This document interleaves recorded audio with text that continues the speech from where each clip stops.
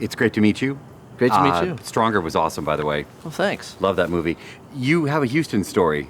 Share it with me. Yeah, I was going to say, I keep on my desk a Crystal Award for Worst Film of the Year that the Houston Society of Film Critics gave me. Can I tell you that I'm part of that group, but I wasn't part of that year?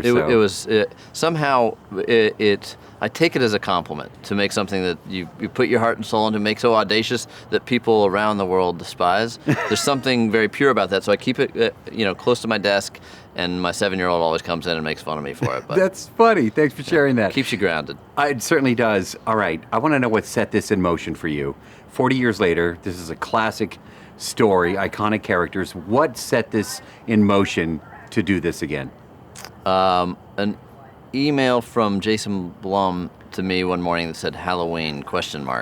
And as simple of a inquiry as that was, and as vague and ambiguous as it was, I had a psychic premonition of what that meant. And I knew everything that was going to happen. I felt it in my legs, and I was very confident that I was going to be making a Halloween movie. Jamie Lee Curtis told me the funniest story, how she signed on with this. She got a call from Jake Gyllenhaal. That's right. Who worked with you. So you think these huge stories about these major productions, and then you hear how it happens.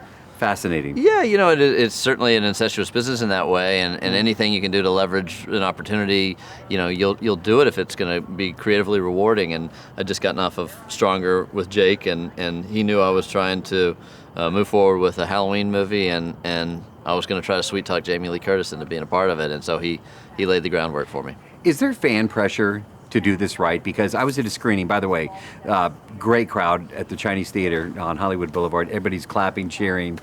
The reviews, just based on that crowd alone, fantastic. Nice. Everybody's really excited about this movie.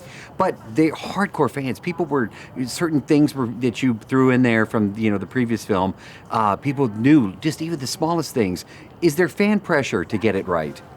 Absolutely. I've never made a movie that had anticipation outside of my own pressure that I've created for myself. And you look at a movie even like Pineapple Express, that there was a lot of people turned out to see the movie, and that was commercially well received and critically well received, so that was really rewarding. But this one, it's a little bit of it's more of a cultural, historical movement that I feel you can't please everyone, and I'm making some pretty bold decisions with the way that we're approaching this film. Had to start from a personal place, and the way that my co-writers, Danny McBride, Jeff Bradley, and myself looked at it as if the three of us and John Carpenter can be satisfied with the end results of this movie, then we've done our job. Did John Carpenter give you any advice? Did you go to him and say, am I doing this right, or what are your thoughts? I know it's your movie.